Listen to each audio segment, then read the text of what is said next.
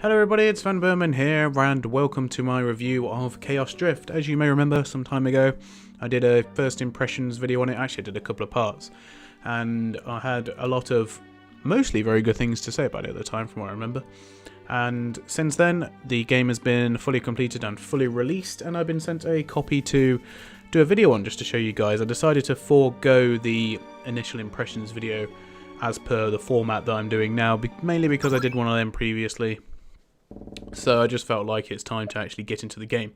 My first major concern is there is a item code right at the start of the game where if you obviously have the code by the developer, you get some sort of item to start the game with, and I'm upset that I was not sent one of these. No, not really, but I do think it's actually a really good idea, whether it's, you know, after you complete the game, in order for a little bit of replayability, you get the option to do that.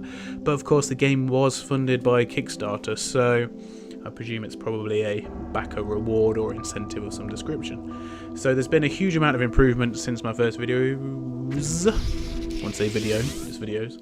So if you want to go back and watch them, feel free. Just know that a lot of stuff has been refined.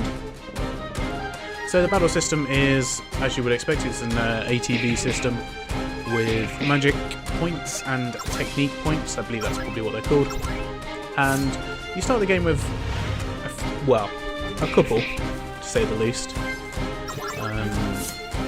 And magic is acquired by using, which will come up in a little bit, a faux Final Fantasy materia style with chaos shards rather than, or chaos orbs rather than materia, working pretty much the same way.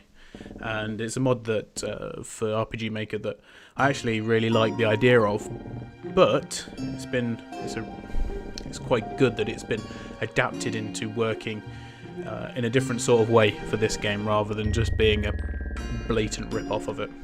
So a lot of positives to take from that. An interesting way to be able to mix up your character, you know, to make them unique rather than bland, I suppose, generic vanilla as they would come out of the box. So now you can see we have our CP, which you get every time you level up, which allows you to increase your character's attributes, which I think is really good because it lets you decide how you want your character to be. If you want your character to be a magic dealer, then you can obviously stack their orbs and their abilities to the same, well, to reach that goal ultimately. So a couple of things I do want to mention now, and I'll get it out of the way with early, is that there are a few minor issues. One that I'm just about to show you in a second, and that is that we've already been explained what the Talisman of Chaos does. If when you look at it, when I actually go into the items, you can see that it actually doesn't have a description, so it doesn't say resets your CP for one character or anything like that. But obviously we know what it does, it's just the fact that it's missing. There's one or two tiles out of place, but overall I really like the tile set itself. The options are, as you would expect for a game like this, pretty basic and simple. You don't really need much else. I like the fact it's got a nice little help section. It's not too informative, but if you'd never played an RPG before, or you need a little bit of reminding as to what the functionality of each section on the menu is, then this sort of thing is good. Also, how to toggle full screen. I used the default option, which didn't work, so I felt a bit silly. And it does have controller support as well for, well, I just had my 360 controller plugged in and it works straight away. The buttons are a little bit backwards though. I used X and B, but it doesn't really matter. It's not a big deal. You can run away from battles as well. That is done by holding the Q and the W button. But from what I gather, there's no way to do that on the controller. Once again, just a minor thing. You're basically going to be sitting at your computer while you're playing this anyway, and only use the run away ability when I was fighting one of the enemies later on, which I believe I've got in the video because I've already edited it and I can't remember if I put it in or not, but just another gripe I had regarding the enemies in the game. So the ATB works really well. The map design is very good so far from what I've seen, and it's about to show you now. This is how you will do your saving and healing. So it's got quite a unique sort of element to it in this sense. Obviously, usually if you were grinding, you would stand around your save point if your save point fully heals you, and obviously save every 5 or 6 battles, fully heal up, go back in, do a bit more grinding, or whatever it is, you know, whatever the limit of your character is. So in this, you meet a mysterious little kid who basically tells you that this is like a special area that he controls, and there's a well there that you can drink out of which fully restores your health. But the key part of it is it has a timer attached to it. So as soon as you use it, there's a 10-minute timer on there, and then you can't heal up until that's done. You can also save in this area as well, using the crystal. So I quite like that, you know, it's a bit of a different spin on it. I was glad there weren't shops and stuff in there, so it didn't feel like a hub zone like Final Fantasy 13. But I have to say, whether you see this as a positive or a negative, I think the way that the battles have been stylized out, they do feel fairly similar to Final Fantasy 13 in the fact that I don't feel as though... I feel like health plays more of a rolling role. It's difficult to explain, but basically the second main character that we get, that we're about to meet in a minute, or not meet in a minute, depending on where I cut it from, his ability is to cast the whole party with Regain, and from there obviously you are, you know, gaining health every single turn. So one thing I didn't like there, this is just personal preference, was the fact that the steam was coming out a tile above from the chimney. I'd have liked to have seen it the tile down. I don't know whether that would have looked right or not. I mean, obviously I didn't design the maps, but there you go. The sprite work and everything is really nice. Obviously we saw that in the first game, but it has been in the first couple of videos, but it has been really improved upon. There's still probably, I would like to have seen a bit more story in this first opening section, but the bits that it does have, it does well in shrouding it around an air of mystery. So that part of it, you know, I do appreciate, and also it is quite brutal to start off with, which is a good thing, but we don't know the significance of, or even sort of understand any sort of the significance of it early on.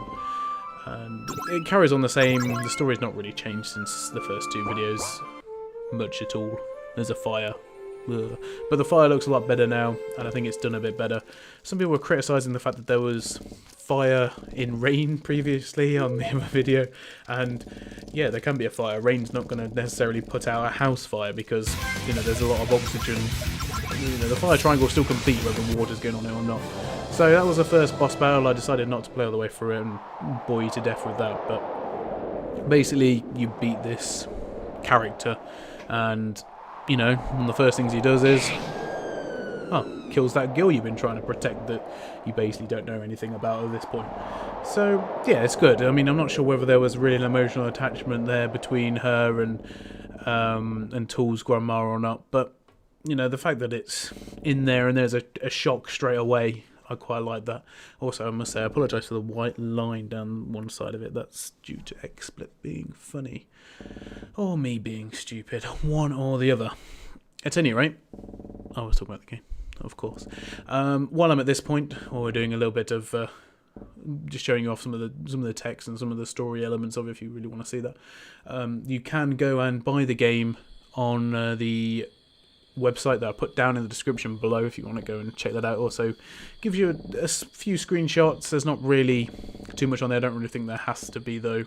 There's enough on there for you to know, obviously, by watching this video, and if you do decide you like it, you can get it from there. And it's going for $5, paying through PayPal, and then you get sent a download link to your email, which obviously that's how I got the game. So there's no Steam key or anything, but I've got to say I don't really see.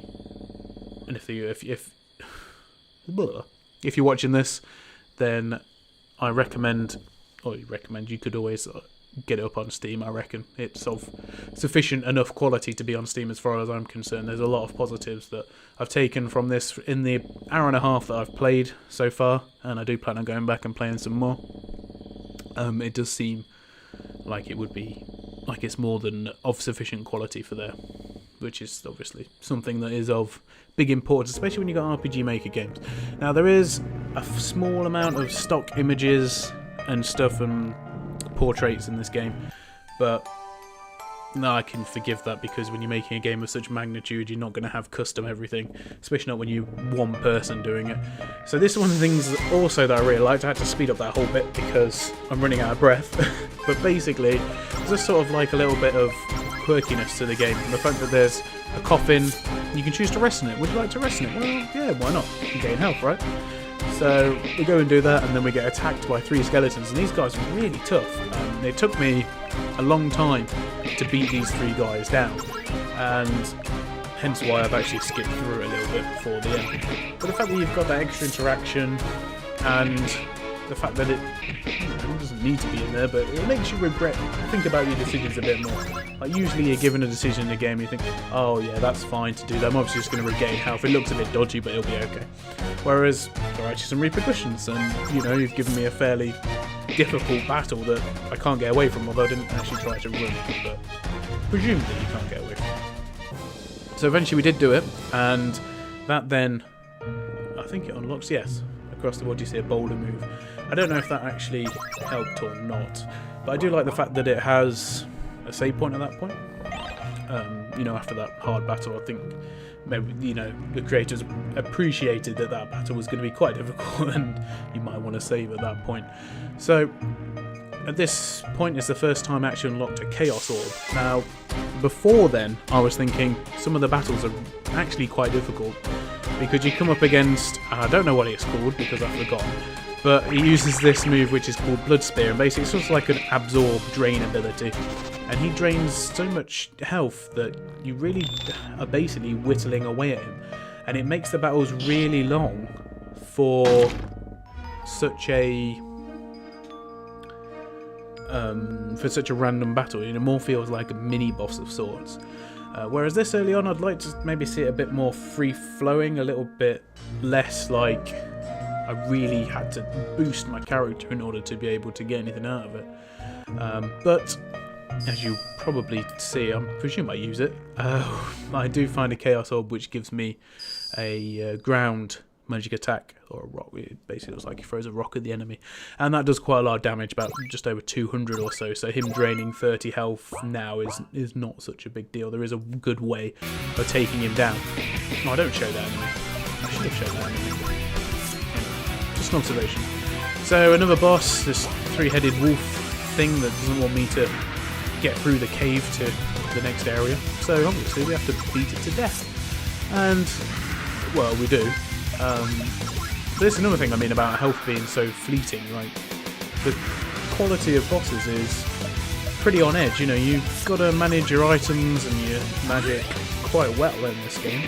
I've not tried to excessively grind or anything. I've tried to play it through as though I normally would. I've ran away from a couple of battles, but mainly fought most of them.